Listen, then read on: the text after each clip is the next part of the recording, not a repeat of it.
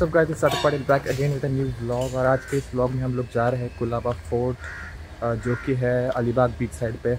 और अभी मैं रास्ते में हूँ और मेरे फ्रेंड्स मुझे पिकअप करने वाले आने वाले।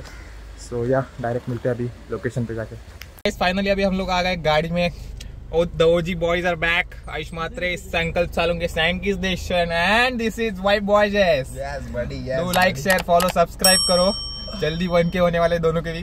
Yes. और पंप हो जाओ गाइस। अच्छे ब्लॉग आने वाले हैं, जल्दी से जल्दी सब्सक्राइब करके रखो गाइस। रोड ट्रिप भी आने वाला है, रोड ट्रिप आने वाली है और इससे आगे भी 2-3 सीरीज फोर्ट के आने वाले हैं। और गाइस ये मेरे को गाड़ी नेक्स्ट चलाने मंथ नहीं दे रहे, मुझे गाड़ी चलानी है और मैं अभी गाड़ी चलाने वाला हूँ। इधर से ऐसे आऊंगा, इधर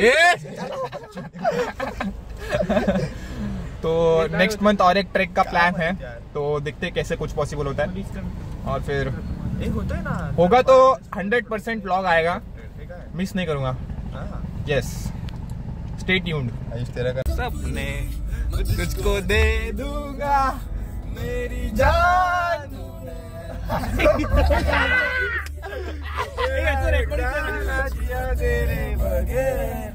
मान मेरी जान। गाइस ये मान लो, शूज पहन के, मैं इनको बोला था पहले ही अपने को बोट में जाना है तो सैंडल या स्लीपर पहन के आओ, बट नहीं, सुनना ही नहीं रहता है। अरे गाड़ी तो गाड़ी क्या चला नहीं सकता क्या? कंफर्टेबल ये रहता है ना। तू कैसे सनस्क्रीन लगाता है? सनस्क्रीन इज वो केयर के लिए होता है। केयर के लिए नहीं, ये भी केयर ये। सो गाइज अभी हम लोग अलीबाग के बीच साइड पे आ गए और यहाँ से अभी बोट वगैरह देखेंगे।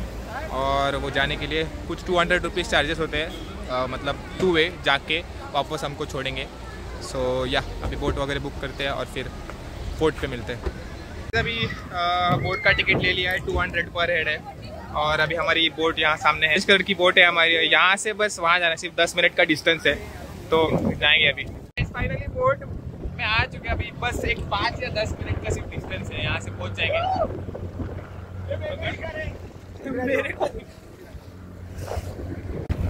आयुष, अरे नांग्या तो बोट चालवते हैं और नांग्या को बोट चलानी है, बट त्याला जरा तुला भीती का वाटते? भीती का वाटते? काय घाबरतोय? किती किती किती कसं चालवतोय? चार्जेस किती? हे पण आमचा ड्रायव्हर बघ, ड्रायव्हर आमचा परत यायचं आपल्याला घरी। कुठे जायचं? तिकडे जायचं का तिकडे जायचं? नको नको नको,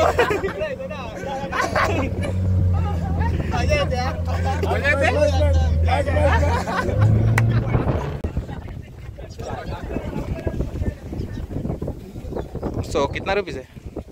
25 रुपीज पर पर्सन। आणि फॉरेन सिटीजन साठी 300। फॉरेन सिटीजन पर 300। गोरे लोग, गोरा टॅक्स हमको लुटा है ना।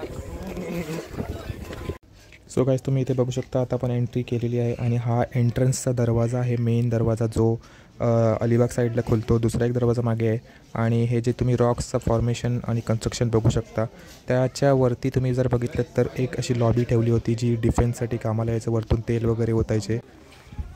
इकडे तुम्हाला कुलाबा किल्ल्याची पूर्ण माहिती असेल, तुम्ही स्क्रीन पॉज करून वाचू शकता।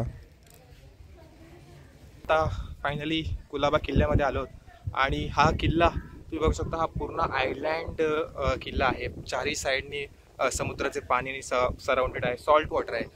पण या किल्ल्यामध्ये असे विहिरी आहेत, असे हे काय पाण्याचा साठा आहे जो की गोड आहे। मी तुम्हाला आता विहीर दाखवतो, त्यातलं पाणी एकदम शुद्ध आणि गोड आहे।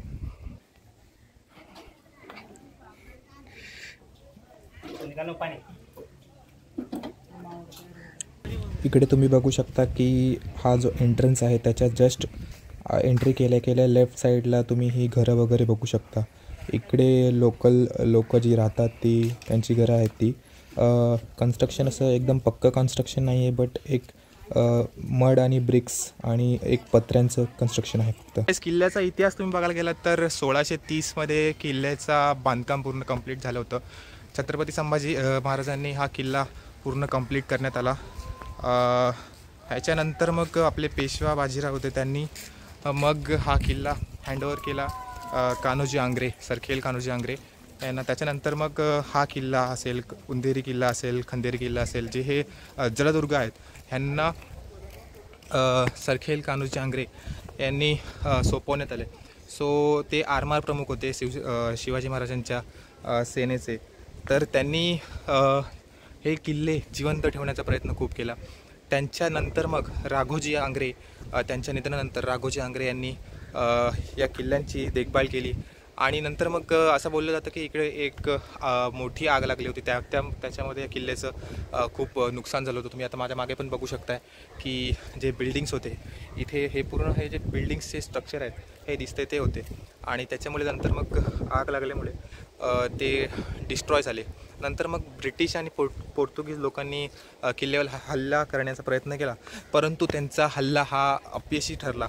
आणि त्याच्यानंतर पण काय झालं की जेव्हा ब्रिटिश राज बसला त्याच्यानंतर किल्ल्यामधले जेवढे सागवान जे लाकडाचे बांधकाम होतं ते इकडून ऑक्शन करण्यात आलं आणि इकडून मग ते अलिबागच्या बीच साईडला यूज करण्यात आलं.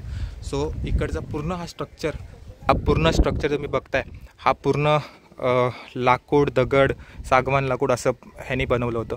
सो तो पूर्ण डिस्ट्रॉय करण्यात आला आणि ब्रिटिशर्स आणि पोर्तुगीज यांनी ह्या किल्ल्याची पूर्ण डिस्ट्रक्शनची पूर्ण नेस्तराभूत करून टाकलं. आज तुम्ही बघू शकता इकडे छोटेसे रूम्स वगैरे पण होते. याच्या आतमध्ये आता सध्या तरी काहीच नाही आहे, कारण हे पूर्ण डिस्ट्रक्शन झालेलं आहे.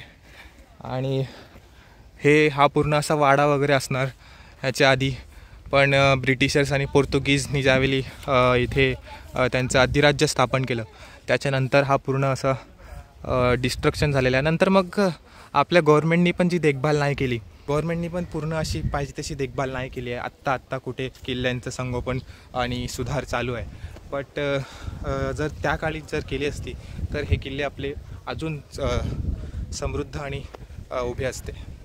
गाईज, किल्ल्याच्या मधोमध हा असा पाण्याचा साठा करून ठेवण्याचा हा तलाव जो बांधला आहे, ह्याला काय बोलतात, पाणी साठा करण्यासाठी हा कुंड जो बांधला आहे तो कमीत कमी एक 25-30 फूटपेक्षा पण जास्त खोल आहे. तो गाईस 400-500 वर्ष पहिले जे सिटी स्ट्रक्चर प्लॅनिंग जे होते तर ते अशा प्रकारे बनवलं जात होतं की पूर्ण वर्षभर त्यांना गोड पाण्याचा साठा मिळावा. कारण समुद्राच्या मधोमध चांगलं पाणी, पिण्यायोग्य पाणी आणि बाकी पण यूजसाठी पाणी मिळणं खूप हार्ड होतं. आता तर समजा आपल्याला मोटर्स आहेत, पाईपलाईन्स आहेत, पण त्या काळी जे काहीच नव्हतं. म्हणून मग असे हे जे गोड पाण्याचा साठा करून ठेवण्यासाठी कुंड किंवा मग असे हे तळे बांधून ठेवायचे. सो गाईज, किल्ल्याच्या परिसरामध्ये 3 ते 4 मंदिर आहेत. हे आपण हनुमानाचं मंदिर आहे आणि त्याच्या जस्ट बाजूला सिद्धिविनायकचं मंदिर आहे. सो आता आपण सिद्धिविनायकचे मंदिरामध्ये जाणार आहोत. हा असा एंट्री आहे, पूर्ण दगडाचं बांधकाम आहे.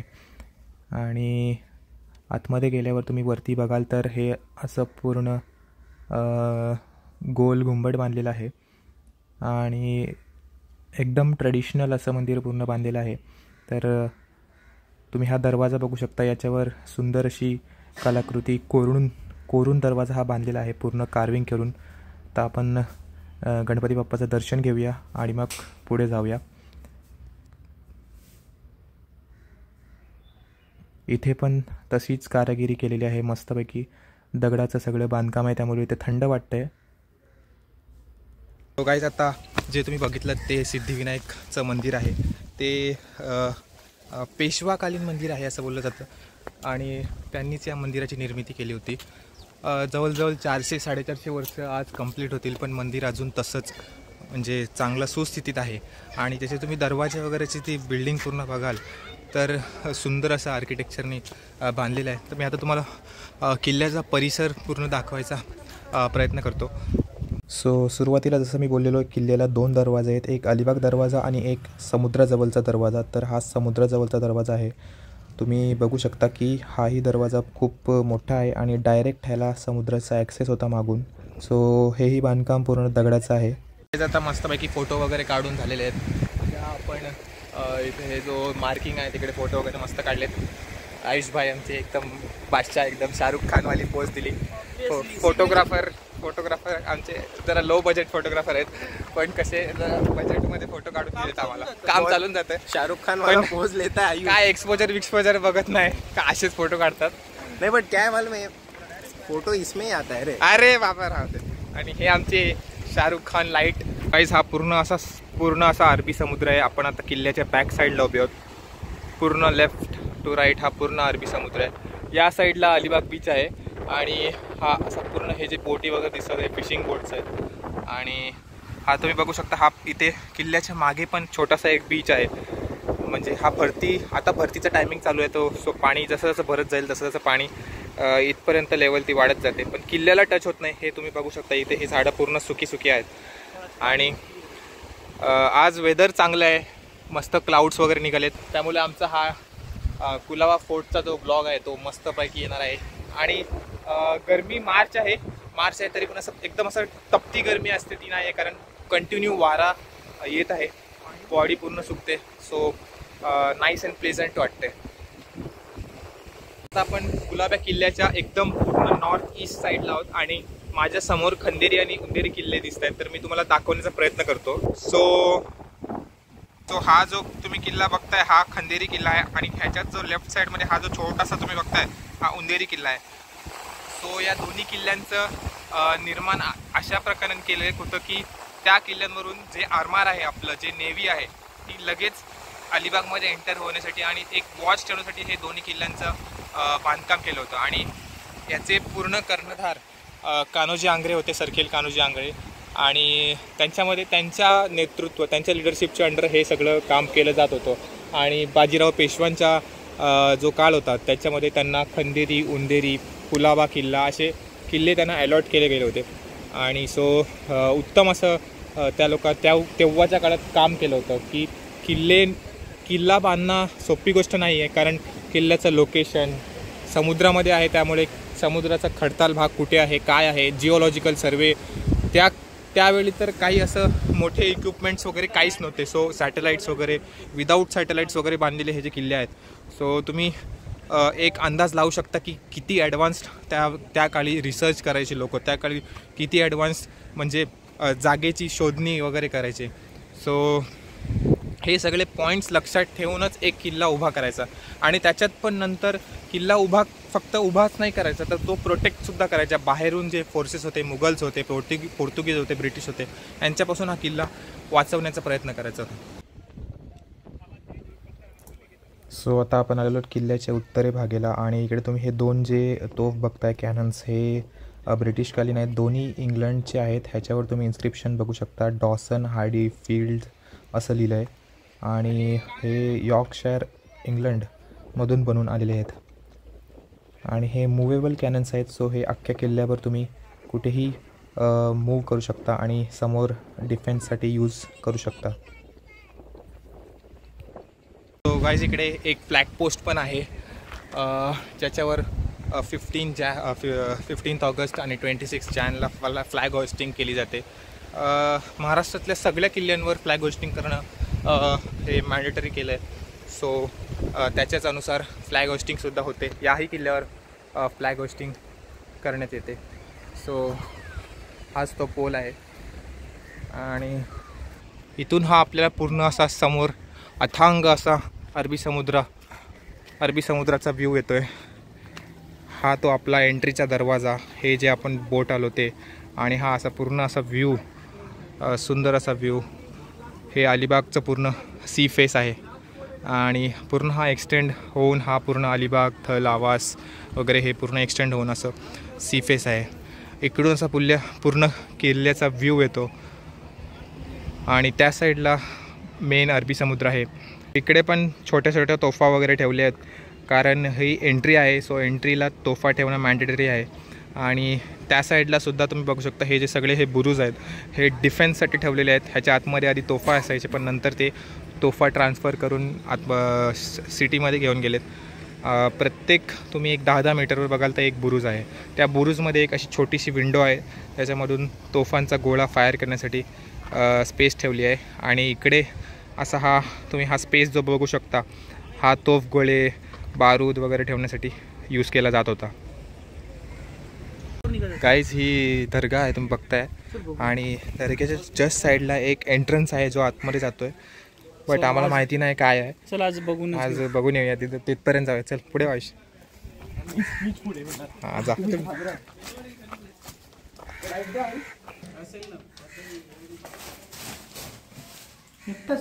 सो इकडे आतमध्ये एंट्री पण आहे. इथे आतमध्ये लेफ्ट साईडला आहे. काहीच नाही. काहीच नाही. हे काय आहे? आतमध्ये असेल ते आता पाण्यामुळे भरलं असेल. हे भरून टाकलं असेल. खाली असेल पण ते बंद केलंय. बंद आहे.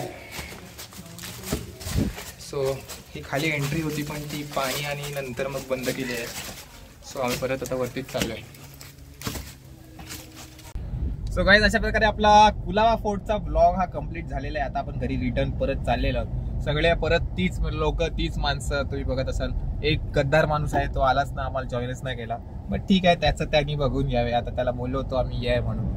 बट ठीक आहे, आता खोके घेतले ते काय आता बोलणार. त्याला बोललो होतो ये करून जॉईन कर, जाऊ दे. बट जर तुम्हाला हा ब्लॉग आवडला असेल तर कृपया लाईक करा, शेअर करा, कमेंट करा, सबस्क्राईब करा. आणि ह्याच्या पुढे पण तीन जलदुर्ग तुम्हाला दाखवायला नेणार आहे मी. जंजिरा, खंदेरी, उंदेरीचा प्लॅन करतोय, लवकरच होईल. आणि पद्मदुर्ग, असे 4 जलदुर्गांचा आपण ब्लॉग लवकरच करणार आहे. आणि पुढच्या महिन्यात एक ट्रेक येणार आहे. सो सबस्क्राईब करून ठेवा. ट्रेकचे ब्लॉग सर्वात जास्त चालतात. आणि एक मध्ये छोटीशी एक सिरीज पण येईल. सो खूप काही येणार आहे चॅनलवर, तर सबस्क्राईब करून ठेवा. आणि येस, थँक्यू. जय महाराष्ट्र.